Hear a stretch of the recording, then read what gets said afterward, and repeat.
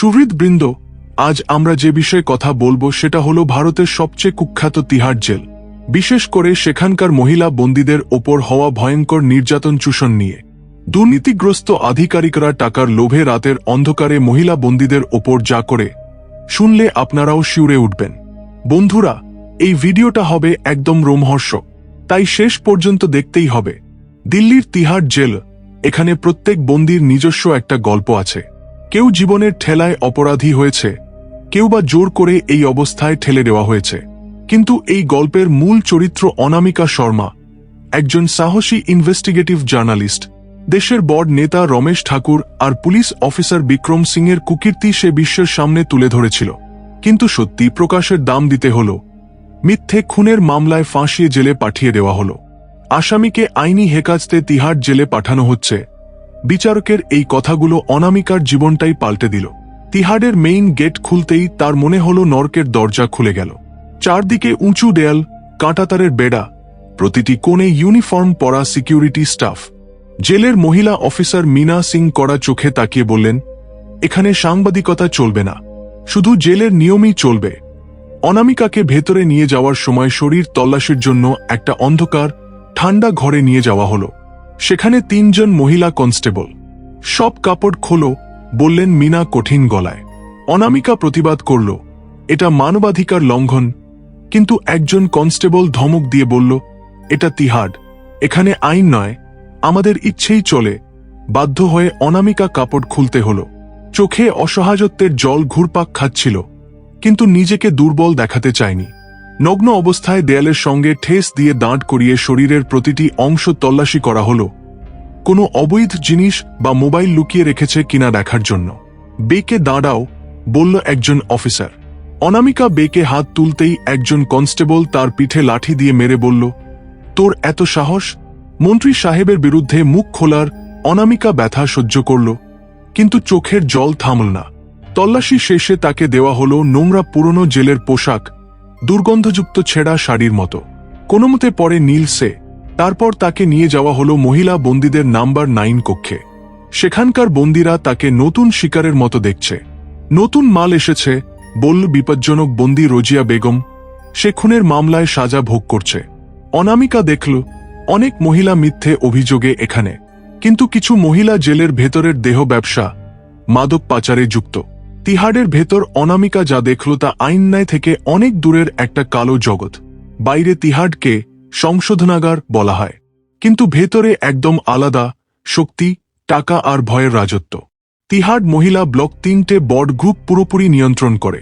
প্রথমটা rosea Begum group, খুন, মাদক পাচারে কুখ্যাত। রোজিয়া জেলের ভেতর নিজের ছোট্ট সাম্রাজ্য গড়েছে, তার অনুমতি ছাড়া কেউ শান্তিতে থাকতে পারে না। দ্বিতীয়টা সঙ্গীতা ঠাকুর গ্রুপ, পুলিশ, জেল কর্তৃপক্ষের সঙ্গে মিলে সপ্তাহে একবার টাকা আদায়, দেহ ব্যবসা চালায়। রাতের মাঝে দুর্বল বন্দীদের বাইরে নিয়ে গিয়ে বড় লোকদের সামনে হাজির করে। তৃতীয়টা রুক্মিণী বাই গ্রুপ, জেলের ভেতর ছোটখাটো চুরি, জিনিসপত্র পাচার, দুর্বল বন্দীদের কাছ থেকে খাবার ঘুমের জায়গার বদলে টাকা কেড়ে নেয়। নতুন আসা প্রতিটি বন্দীকে এন্ট্রি ফি দিতে হয়। ভালো জায়গা চাইলে সপ্তাহে 500 থেকে 1000 টাকা। পরিবারের সঙ্গে ফোনে কথা বলতে হলে 2000 টাকা ঘুষ দিয়ে ম্যানেজারের কাছ থেকে মোবাইল কিনতে হয়। বিরোধিতা করলে রাতে নির্মম মার বা বড় অতিথিদের কাছে পাঠিয়ে দেওয়া হয়। রাত 12টা। অনামিকা দেখল, 2 জন মহিলা সিকিউরিটি স্টাফ ঘরে ঢুকে 19 বছরের পূজাকে টেনে বাইরে নিয়ে গেল। রুক্মিণী আসতে বলল, আজ পূজার পালা। ওকে জেলের পেছনের গোপন ঘরে নিয়ে যাচ্ছে। সেখানে জেল ম্যানেজার রঘুবীর যাদব আর বাইরের বড় নেতারা আসে। অনামিকার গায়ের লোম খাড়া হয়ে গেল। পূজাকে নিয়ে যাওয়ার সময় রোজিয়া গ্রুপের লোকেরা তার কাপড় ছিঁড়ে দিল, মাদকের ইঞ্জেকশন দিয়ে অজ্ঞান করল। সকালে ফিরলে কথা বলার সাহস থাকবে না, বলে রোজিয়া হো হো করে হাসল। এই পুরো কালো ব্যবসা চালায় জেল ম্যানেজার রঘুবীর যাদব, সুপারভাইজার মীনা সিং, ম্যানেজার নরেশ কুমার। এরা বন্দীদের পরিবারের কাছ থেকে টাকা কেড়ে ভালো ঘর দেয়। দুর্বল মেয়েদের নেতা ব্যবসায়ীদের বিনোদনের জন্য সরবরাহ করে। বেশি কথা বললে মাদকে আসক্ত করে মানসিকভাবে ভেঙে দেয়। অনামিকা প্রথমবার বিরোধিতা করতেই রোজিয়া তার গ্রুপ নিয়ে ঘিরে বলল, সাংবাদিক বলে এখানে সত্যি জানতে এসেছিস? এখন সত্যি নিয়ে বাঁচবি নাকি এই নরকে মরবি? অনামিকা জবাব দিল, এই নোংরা লোকগুলোর সত্যি বিশ্বের সামনে তুলে ধরব। রোজিয়া ইশারা করতেই তার চুল ধরে মাটিতে ফেলে দেওয়া হলো, মুখে লাথি, ঘরের সামনে কাপড় খোলার জন্য চাপ দেওয়া হলো। তোকে টুকরো টুকরো করে ছিঁড়ে ফেলব বলে রোজিয়া ধমকাল। জেলের ভেতর আরেকটা কালো ব্যবসা, গোপন ইন্টারনেট, ডার্ক ওয়েব আর porn recording. Rosea, Sangeeta jail ম্যানেজারের সঙ্গে মিলে গোপন ক্যামেরার ঘর বানিয়েছে। নতুন মেয়েদের মাদক দিয়ে ধর্ষণ করে ভিডিও তুলে ডার্ক ওয়েবে বিক্রি করে। অভিযোগ করলে পাগল বলে চালিয়ে দেয়। অনামিকা মনে মনে একটা শক্তিশালী পরিকল্পনা করল। ধীরে ধীরে রুক্মিণী বাই, পূজার মতো দুর্বল বন্দীদের নিজের দিকে টেনে নিল। রাতে ঘরের কথাবার্তা রেকর্ড করার জন্য শরীরে লুকিয়ে ছোট রেকর্ডার আনতে শুরু করল। ম্যানেজার, সিকিউরিটি স্টাফের কাজকর্ম লক্ষ্য রাখল। সঙ্গীতার জিয়া গ্রুপের মধ্যে ফাটল ধরাল। এক রাতে সঙ্গীতা গ্রুপ আবার পূজাকে নিতে এলে অনামিকা, রুক্মিণী আর অন্যরা মিলে সেই সদস্যকে পিটিয়ে রক্তাক্ত করল। এখনই আসল খেলা শুরু, বলল অনামিকা। তিহাড়ের মোটা দেয়ালের ভেতরে শুধু যন্ত্রণা, চূষণ, ধর্ষণের শব্দ শোনা যেত। এখন সেখানে একটা নতুন আগুন জ্বলছে। সেটা অনামিকা শর্মার সাহস। সে সাংবাদিক, কিন্তু পরিস্থিতি তাকে বন্দী বানিয়েছে। তার সিদ্ধান্ত, এই নরক থেকে বেরিয়ে নিরীহ মেয়েদের জন্য ন্যায় আনব, যারা এই নোংরা লোকগুলোর হাতে মাটিতে পুঁতে ফেলা হয়েছে। অনামিকা জানে, এই কালো ব্যবসা পুরোপুরি শেষ করতে গেলে প্রতিটি পদক্ষেপ সাবধানে ফেলতে হবে। সরাসরি লড়াইয়ে লাভ নেই। রোজিয়া, সঙ্গীতা, রুক্মিণী গ্রুপের সঙ্গে ম্যানেজার রঘুবীর যাদব, সুপারভাইজার মিনা সিংয়ের মতো দুর্নীতিবাজরাও জড়িত। বন্দীদের এক করার কৌশল ধীরে ধীরে দুর্বল, নির্যাতিত বন্দীদের বিশ্বাস অর্জন করল। রুক্মিণীর সাহায্যে রাতে ম্যানেজারের ইশারায় বাইরের নেতাদের জন্য সাপ্লাই করা মেয়েদের নিজের দিকে ঘুরিয়ে নিল। পূজা, মায়ার মতো মেয়েদের গ্রুপে ভেডাল, তাদের ওপর বারবার শারীরিক নির্যাতন হয়েছে। রোজিয়ার কিছু সদস্যকেও ঘুরিয়ে নিল, তারা ধর্ষণে ক্লান্ত হয়ে গিয়েছিল। কালো ঘরের খেলা, তিহাট সেকশন সির পেছনে গোপন ঘর, রাতে মেয়েদের আনা হয়, মাদক দিয়ে জেল অফিসার, নেতা, বড় ব্যবসায়ীদের সামনে হাজির করা হয়। পর্ণ ভিডিও তুলে ডার্ক ওয়েবে বিক্রি, বিরোধিতা করলে পাগল বানিয়ে দেয় বা খুন।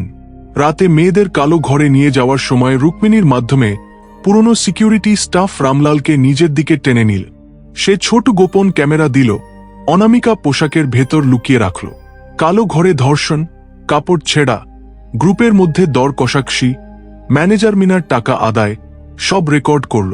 গ্রুপের মধ্যে ফাটল, রোজিয়াকে উস্কে দিয়ে সঙ্গীতা তোর জায়গা কেড়ে নেবে বলল। সঙ্গীতাকে রোজিয়া খবর লিক করেছে বলে বিশ্বাস করাল। ফল, রাতে রক্তাক্ত সংঘর্ষ, এক সদস্য মারা গেল, জেলে দাঙ্গা শুরু হল। কালো ঘরের ভিডিও রামলালের মাধ্যমে বাইরের সাংবাদিক বন্ধু রাজীবের কাছে পাঠাল। তিহাড়ের সাপ্তাহিক আদায়, নির্যাতন, খুনের কালো সত্যি বাইরে এল। সবচেয়ে বড় বিদ্রোহ রাত 1:45 অন্ধকারে হল। পুরো জেলে অ্যালার্ম বেজে উঠল। অনামিকা, রুক্মিণী, পূজা, অন্য মেয়েরা অস্ত্র নিয়ে দুর্নীতিবাজ স্টাফদের ওপর ঝাঁপিয়ে পড়ল। রোজিয়া সঙ্গীতা গ্রুপও একে অপরকে আক্রমণ করল। সকালে মিডিয়া, পুলিশের উচ্চপদস্থ অফিসাররা এল। কালো ঘর থেকে মেয়েদের লাশ, মাদক, অতিথিদের ভিডিও, পুরো ব্যবস্থা ধ্বংস হয়ে গেল। দুর্নীতিবাজরা গ্রেপ্তার। ম্যানেজার রঘুবীর, মিনা সিং, নরেশ কুমারকে তৎক্ষণাৎ ধরা হল। তিহাড়ের কালো ব্যবসা পুরোপুরি শেষ। অনামিকা জীবনের সবচেয়ে বড় লড়াই করে ইতিহাস করল। সে জেলের ভেতর নিরাপদ জায়গা তৈরি করে দেখিয়ে দিল, একজন যদি পরিবর্তনের বীজ বোনে, আগামী প্রজন্মের জন্য ন্যায় আর নিরাপত্তা আসবেই। সাহস থাকলে তিহাড়ের দেয়ালও কাঁপে, ভালো উদ্দেশ্য থাকলে ন্যায় নিজেই চলে আসে। বন্ধুরা, এই গল্প আপনাদের ভালো লেগেছে আশা করি। একটা লাইক দিয়ে চ্যানেলটা সাবস্ক্রাইব করে নিন।